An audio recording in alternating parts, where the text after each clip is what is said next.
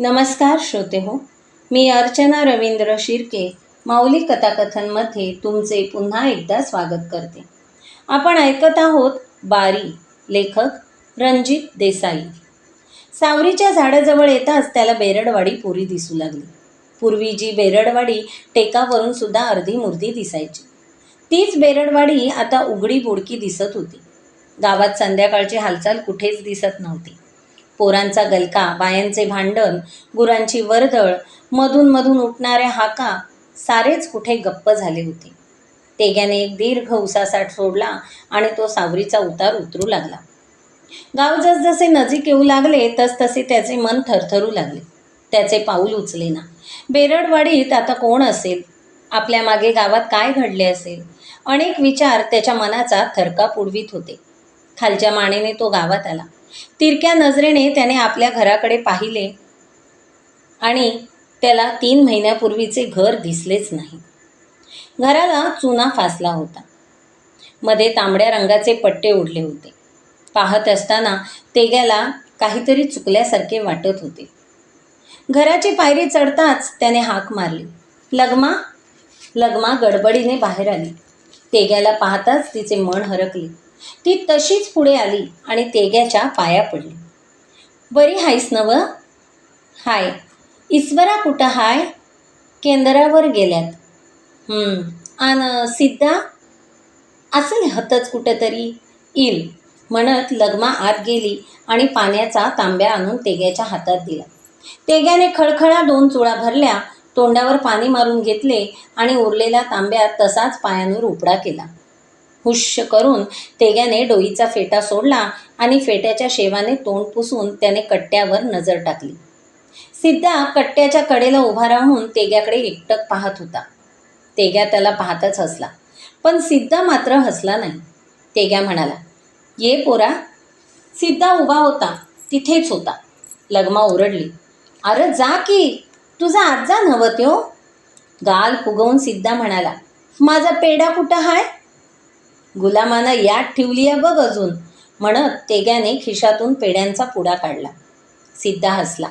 एका उडीत कट्ट्यावर येऊन तो आपल्या आज्याला बिलगला. तेग्या सिद्धाला घेऊन बसला होता. बाहेर हळूहळू काळोख पसरत होता. तेग्याचे बसल्या जागेलाच डोळे मिटत होते. सिद्धा अधून मधून काहीतरी विचारित होता. तेग्या दचकून जागा होऊन त्याला उत्तरे देत होता. कवा आलास? तेग्याने वर पाहिले. त्या अंधुक उजेडात ईश्वरा उभा होता. त्याच्या डोक्यावर गांधी टोपी, अंगात नेहरू शर्ट व खाकी हाफ पॅन्ट होती. तेग्याने त्याला निरखीत म्हटले, मगा आलू. लई ठकलासा? बोलून चालून तुरुंगच त्यो, तर माणसं ठकायचीच. लई काम दिलं जणू. छा, आता मागचा तुरुंग नाही त्यो, लई मोजकं काम देत्यात. आरबाट बगीचा केलाय. झाडासनी सांज सकाळ पाणी घालायचं काम माझ्याकडं होतं. बरं झालं आलास ते. तुझं बरं हाय नव? हाय. काळू कुठं दिसत नाही? बसला असल दारू पीत. रात धॅड नुसता पीत बसतोय. कल कोणतरी म्हणत होतं त्याला बरं नाही म्हणून. मग गेला नव्हतास? कोण? म्या? सवाड कुठं हाय मला? म्या जाऊन येतो त्याच्याकडं, म्हणत तेग्या उठला.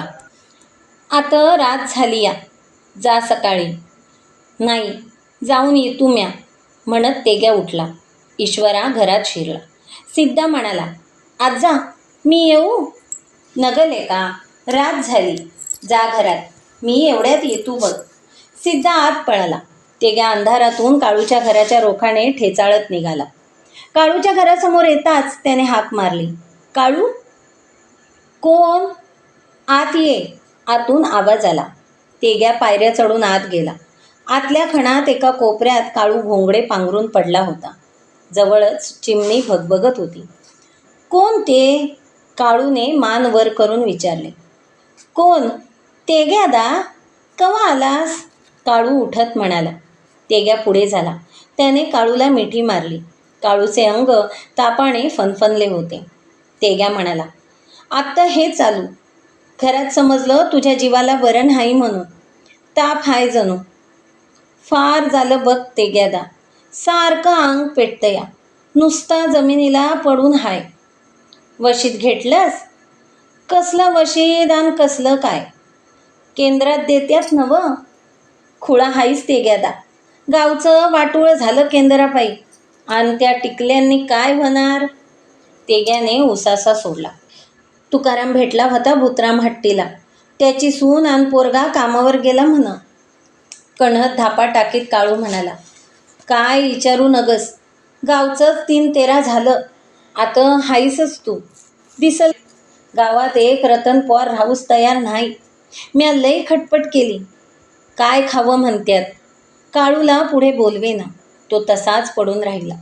तेग्या त्याच्या तोंडाकडे बसून राहिला.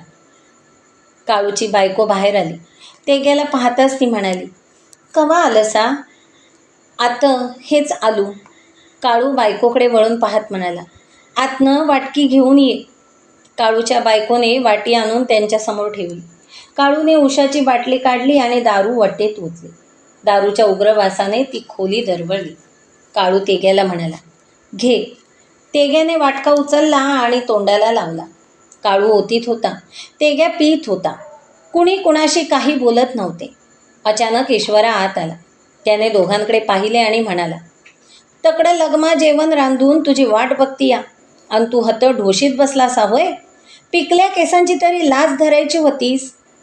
गब्बस. काळू ओरडला. पांढरी टोपी घालून शिंग फुटली व्हय तुला? बाला शानपण शिकवणारा आलाय मोठा. गब्बस काळू, तेग्या म्हणाला. आलू, चल पोरा. गप काय म्हणतोस तेग्यादा? विचार तेला. भट्ट्या काढतोया काय नाही ते. भट्टी काढणारा बी ह्यो आणि दारू पिऊ नगसा म्हणणारा आणि सांगणारा बी ह्योच. ईश्वराचा चेहरा एकदम पडला. तो लवकर ये म्हणत बाहेर पडला. तेग्याने पटका सापरला आणि उठत म्हणाला, इन परत मी. तू झोपून राहा. चोकांड्या खात तो काळूच्या घराबाहेर पडला. तेग्या घरात शिरताच ईश्वरा म्हणाला, लगमा, वाड आमासनी. आप्रूबाईनं खीर केलीस आणि ह्यो पिऊन आलाय बघ. तेग्याने लगमाची नजर चुकवली आणि तो मुकाट्याने ईश्वराबरोबर जेवावयास बसला. तो घास गिळीत होता. काहीतरी बोलायचे म्हणून तेग्या बोलला, सिद्धा झोपला? वय, ईश्वरा म्हणाला. सकाळी तेग्या उठून गावात चक्कर मारून आला. जे लोक गावात होते ते लोक तेग्याशी तुसडेपणाने बोलले. 4-2 घरांना कुलपेच ठोकली होती. तेग्याची अस्वस्थता क्षणाक्षणाला वाढत होती. काळूला भेटून तो घरी आला आणि कट्ट्यावर बसून चिली मोडू लागला. लगमा बाहेर आली आणि म्हणाली, वाढू व्हय? ईश्वरा येणार हाय नव? व्हय. मग येऊ दे की. सिद्धा कट्ट्यावर खेळत होता. लगमा आत निघून गेली. तेग्या विचार करीत बसला. अचानक सिद्धाची बोंब उठली. आबा बाबा, मेलू मेलू. तेग्याने दचकून पाहिले. सिद्धा तोंडावर हात घेऊन गडबडा लोळत होता, ओरडत होता. गडबडून तेग्या उठला. पोराला जवळ घेऊन त्याच्या तोंडावरचा हात बाजूला केला आणि म्हणाला, अरे काय झालं? सांग की. लगमा दाराशी आली होती. तेग्याने हात बाजूला करता सिद्धाच्या उजव्या गालावर डववरून उठलेल्या सुजेकडे तेग्याचे लक्ष गेले. सिद्धा ओरडत होता. लगमा म्हणाली, मास्की चावली असल. कसली मास्की? मधाची, म्हणत तिने खांबाला लावलेल्या पेटीकडे पाहिले. त्या पेटीभोवती माशा घोंगावत होत्या. ही पैदा घरात कशाला घेतली आ? मास्क्या झाल्या तर रातीचं पलो त्यानं जाळून टाकशील का नाही? आणि घरच्या दारात मूळ लागून बी बरं नाही. केंद्रातनं आणलं या ते. कुणी? लगमा काही बोलली नाही. ईश्वरानं? व्हय. कशापायी? त्याच वेळी पायतान वाजले. ईश्वरा येत होता. तो म्हणाला, व्हय, म्या आणलं या. अरे पण का? पोराचं तोंड सुजलं बघ. मग कशाला गेला होता पेटीजवळ? पण ही आग घरात का? म्हाताऱ्या, ही आग नाही, धंदा हाय ह्यो. मध गोळा करून इकायचा. चांगलं सारंच उफराट तुमचं. अरे जंगल असतं तर मध मायंदाळ गावला असता. आजवर जंगलात पोरं कमी फकड्या काढत होती वय. जंगल तोडलासा आणि आता मध पाहिजे म्हणून मास्क्या घरात घेतलासा. तू नाव ठेवणारच, म्हणत ईश्वरा आत गेला. सिद्धाच्या गालफडातले कुसू लगमाने हळूच नखाने काढले आणि त्यावर तिळाच्या तेलाचा थेंब सोडला. ते पोर रडायचे थांबले. ईश्वरा बाहेर आला आणि सिद्धाला म्हणाला, साळा नाही? सिद्धा काही बोलला नाही. ईश्वराने त्याला खसकन उठवले. खुंटीचे दप्तर त्याच्या गळ्यात टाकले आणि पाठीत एक धपाटा घालून तो म्हणाला, लाग वाटला. अरे पण ते ना काय सुधीक खाल्लं नाही. एक दिस उपाशी राहिला तर काय मरत नाही. जा म्हणतो ना मग. सिद्धाने एक वेळ वळून आज्याकडे पाहिले आणि भर उन्हातून तो शाळेची वाट चालू लागला. म्हाताऱ्या, काय नोकरी करशील? कोण? तू? नाही, तेग्या म्हणाला. तसं नव्हं म्हाताऱ्या, ईश्वराजवळ बसत म्हणाला. नुसती बसून राहायची नोकरी हाय बघ. केलीस तर घरला बी मदत होत होईल. का? तुझी आहे की नोकरी. आणि धंदा बी करतोयस नव्हं? म्हाताऱ्या, असं बोलायचं काम नाही, सांगून ठेवतो. त्यो काळू चुगल्या करणार आणि तू ऐकणार होय. करतोया म्या दारूचा धंदा. तुझं काय गेलं? माझं काय बी नाही, पण परत म्या तुरुंगात जाणार नाही, सांगून ठेवतो. जाऊ नगस, म्या निस्तरीन. काय निस्तरतोस? गावात किती माणसं राहिल्यात. सारी जोरड्याला धावायला लागल्यात नव्हं? वय. का? मग पोटाला काय खातील? का? तुम्ही धंदा काढलं होतासा नव्हं? वय. खरं. खरं काय? तेग्याने खोचून विचारले. हेच तुम्ही जंगल बोडकी करायच्या अगोदर विचार करायला पाहिजे होता. धंदा सोपलं, आता लोकांनी काय करायचं र? म्हणजे त्यांनी दरोडच घालत बसायला पाहिजे होतं म्हण की. ईश्वरा उफाळून म्हणाला. त्वाण फोडून टाकीन भाड्या. लई बोलू नगस. गावचा नाईक तू हातनं होत नव्हतं तर कशाला रडूस धंदा काढलं होतासा? म्हाताऱ्या, विचार करायच्या अगोदर बोलू नगस. सरकारनं लई केलं आम्हापायी. शाळा काढली, पोरं जाईनात, जंगल धंद काढलं, फुकट चरकं वाटलं, पण एकाचा फायदा म्हणून कुणी घेतला नाही. तू किती दिस फिरवला होतास चरका? कोण? म्या? ईश्वरा चपापून म्हणाला. म्या काय उणगा नाही. नोकरी हाय मला. दिलं सारं चरकं मोडून टाकलं सारेसनी. विचार होवं तर. खुळ्या, जे आमच्या वाडवडिलासनी जमलं नाही ते कंदी आमासनी जमलं होय. तू स्वतःची नोकरी बघून सारं गाव मोकळं केलंस. लाज वाटाय होई तुला गावचा नाईक म्हणून घ्यायला. जसं काय म्याच गाव सोडा म्हणलं समद्यासनी. उगीच माझा जीव खाऊ नगस. तोच लगमा दारात आली आणि म्हणाली, वाढून ठेवलंय, मला भूक नाही म्हणत तेग्या उठला आणि त्याने थेट काळूच्या घराचा रस्ता धरला. त्याला अडवायचे बळ ईश्वराच्या अंगात नव्हते. काळूच्या दारात येताच तो थांबला. हळूशार पावलांनी तो पायऱ्या चढला. पुढे करून घेतलेला दरवाजा सावकाशपणे आत ढकलीत त्याने हाक मारली. काळू? कोण? म्हणत काळूची बायको पुढे आली आणि तेग्याला पाहताच ती जागच्या जागी थबकली. आतल्या दालनात काळूचा क्षीण आवाज आला. कोण ग ते? काळूची बायको आत गेली. तिच्या पाठोपाठ तेग्या एकदम घरात शिरला. तेग्या दा, खोल आवाजात काळू म्हणाला. अजून बरं वाटत नाही? तेग्या त्याच्या अंगाला हात लावीत म्हणाला. अंग बी ऊन लागत नाही.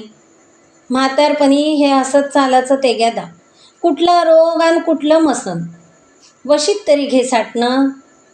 सकाळला ईश्वरानं गोळ्या आणून दिल्या. खरं तेग्यादा, आम्ही काय वशिदानं बरी होणारी माणसं नव्हं.